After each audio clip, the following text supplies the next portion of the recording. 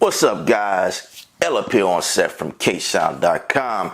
Just wanted to do a video updating you guys or kind of giving you feedback on the feedback I've been getting on my channel, on my YouTube videos, inbox messages, text messages, and some of them was like, bro, what's up with the small screen? Like, man, like Native Instruments dropped the ball, blah, blah, blah, this and that, right? So the MK3, the Micro MK3. Yes, indeed, we're talking about this device here. Yeah, the screen is much smaller. Let's discuss this. So Native Instruments apparently has been getting a lot of gripe about the screen size. All right, let's talk about who this is for. And I explained this before, but you guys are just different. First of all, if you are a current owner of the Native Instruments products, if you have the MK1, the MK2, you know, the Maschine, or if you have the Micro 1 or the Micro Mark 2, you do not need to update or upgrade to this. In fact, this is not an upgrade. You know what I mean? This is an additional piece, an additional tool in your bag, right? This is not replacing anything. This is an extra device for those people who want to get in this ecosystem. They say, you know what? I want a machine. I want to do like these other guys. I want to get into beat making, but I can't afford it. This is why this was designed. In fact, you guys were some of the people who gave feedback on the Micro, which is the reason why the Micro has a very small screen.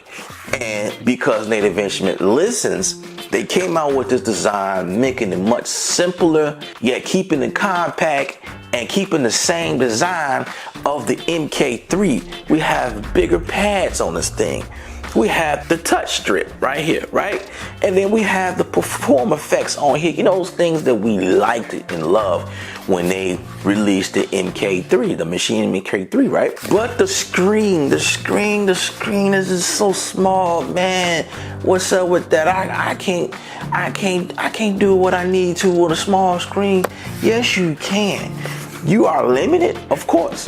On the Micro MK2, you were limited. However, if you already have the MK2, the Micro MK2, you don't necessarily need to upgrade. If you want to purchase this, you can for the magnificent design. The Micro MK2 don't have a touch strip. It doesn't have the perform effects on here, you know, a dedicated button. Or this is for someone like me.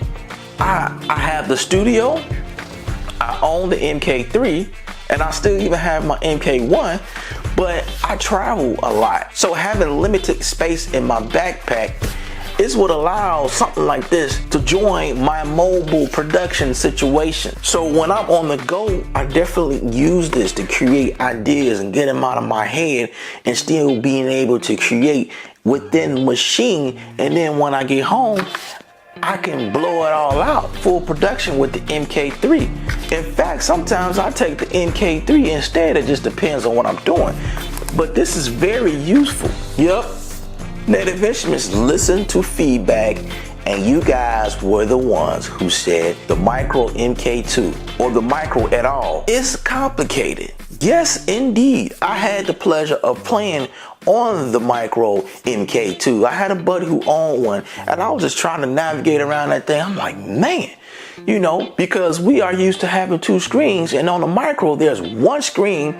Yeah, it was big enough to see, but there was a lot of things you had to toggle and go through. And if you don't understand, see, the Micro was for the person who owned the MK1 or the MK2, the big machine, right? That was the only way you was gonna understand how the Micro works. The Micro it had a lot going on. And for someone who's just joining the ecosystem, just imagine, that is a bit difficult.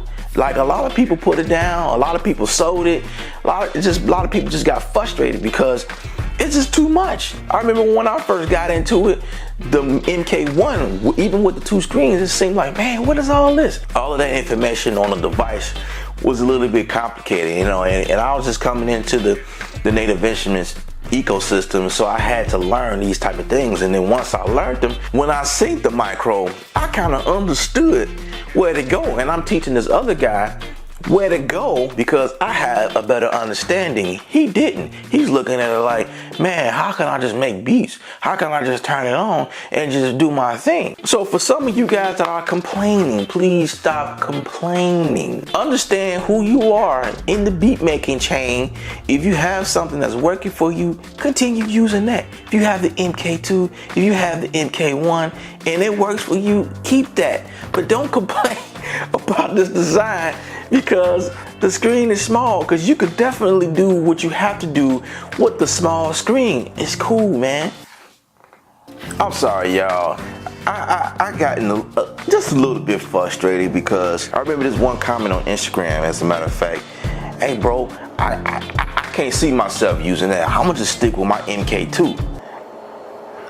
Okay, stick with what you know. That's totally cool. Like, you guys don't have to buy everything that comes out. It's fun, it's cool, but like, this is $250 versus $600. For someone who has no clue what's going on, this is a great way to insert the community, to join us, beat makers, who likes to create. You know what I'm saying? It took me a little while to kind of wrap my mind around it, but it's growing on me. I dig it. Again, it's just a small version of the MK3, the Maschine Mikro. Y'all gotta make room for the other people. Nobody is spending $600 just to get in and play around and see if this is what they want to do, or just to check them out.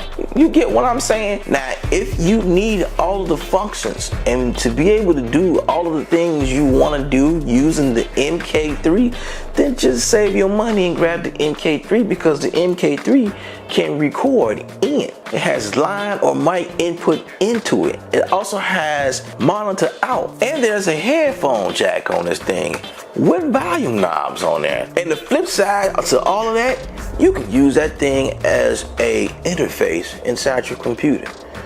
So you don't even really need an interface.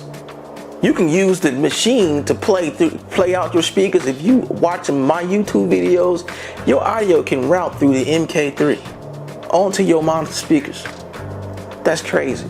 I wish all of you guys the best in your creative process. Buy tools that work for your workflow. If this wasn't something that was designed in your head and what you thought the design should be like, then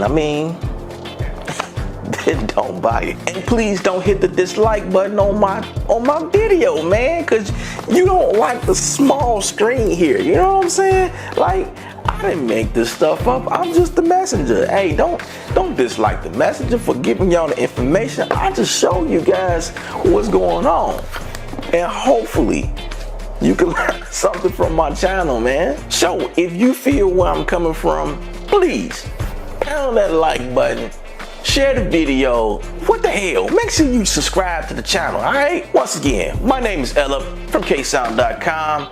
Remember, music is art. You're the artist. Paint your picture, stay creative without rules, and I'm out of here.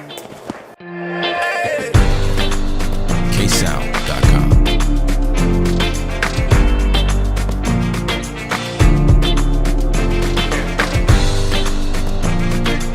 ksound.com.